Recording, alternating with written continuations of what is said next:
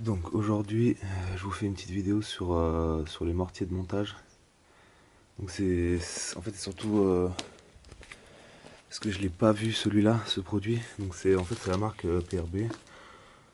Ouais, je fais pas de partenariat, hein, je fais juste la pub parce que je l'utilise. Donc du coup, et puis surtout parce que j'ai pas vu de vidéo similaire. Donc c'est le mortier de montage ciment sable plus chaud.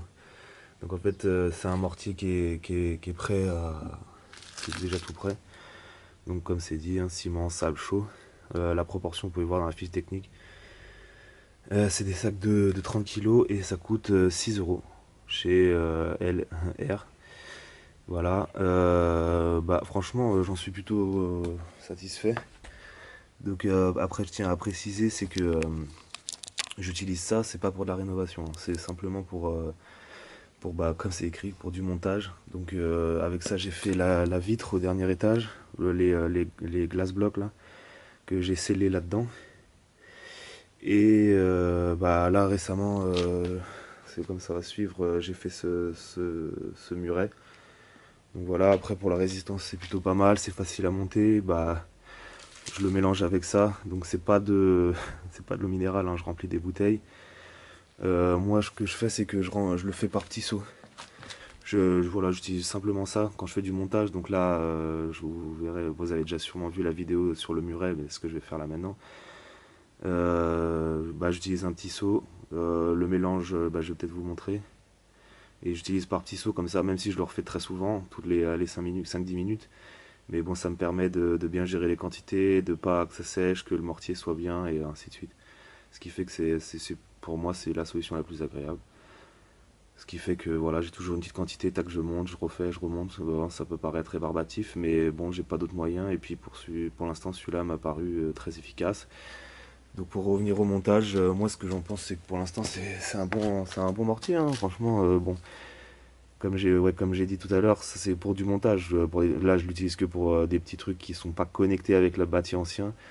Donc par exemple dans le jardin ou sur bah, la petite fenêtre, c'est seulement pour ça que je vais l'utiliser. Après pour la rénovation bah, de la maison, je vais utiliser de la chaux sable. Et puis voilà, hein, parce que là il faudra respecter les pierres et le bâtiment en lui-même. Là pour l'instant ça c'est du montage, donc je m'en fous un peu pour être franc. Je sais que c'est 6 balles le sac et c'est super rentable, ça marche super bien, ça sèche en une nuit, après ça devient dur comme de la pierre, c'est ce qu'on lui demande.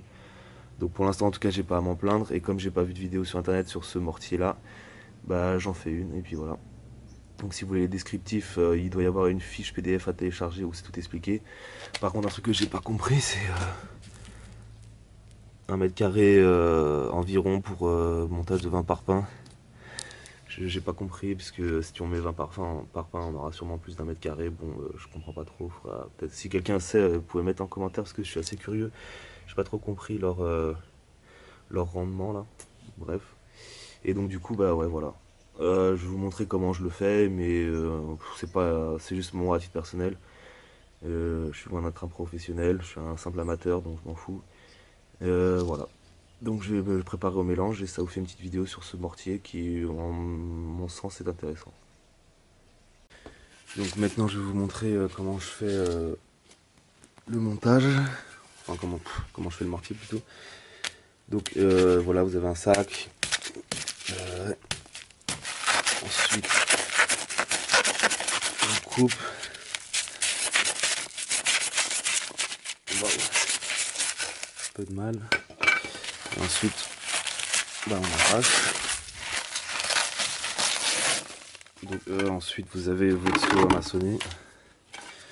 Donc moi ce que je fais c'est que je mets 10 spatules.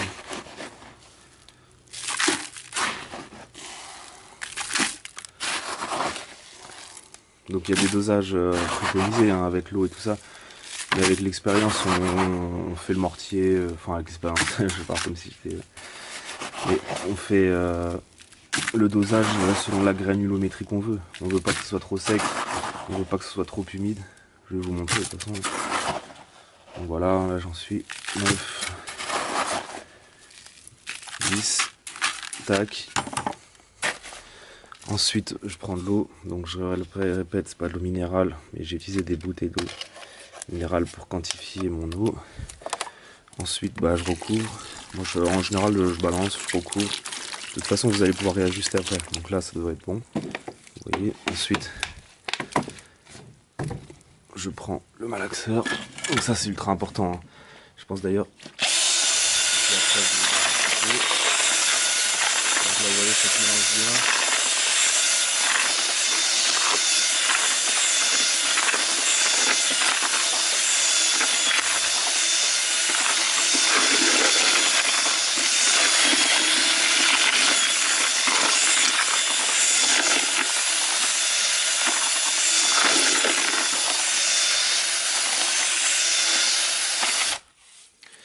Vous voyez, donc ça s'est bien mélangé.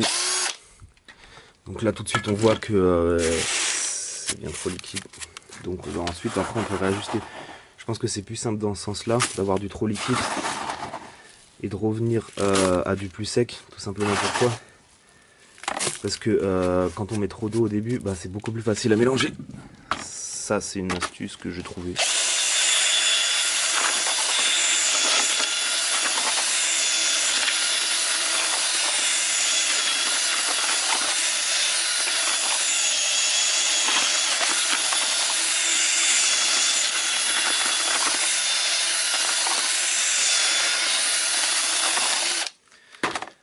Donc voilà.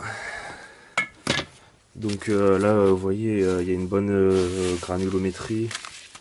Moi je fais au ressenti, après ça se trouve c'est pas du tout bon. Mais voilà, moi je fais au ressenti en fait. Je vois qu'il y a une bonne granulométrie. Que comme il me plaît, des fois j'en ai besoin d'un peu plus liquide pour pour bien boucher. Des fois du plus sec pour faire plutôt de l'enduit entre guillemets. Donc je suis pas du tout un pro, ça se trouve c'est pas du tout comme ça. En tout cas moi j'ai expérimenté comme ça. Je le fais vraiment à la texture. Là je sens que c'est granuleux, il y a du liquide. Si on le fait, bah ça fait des boules, c'est plutôt pratique. Donc voilà comment je fais. Donc avec ce fameux PRB de montage.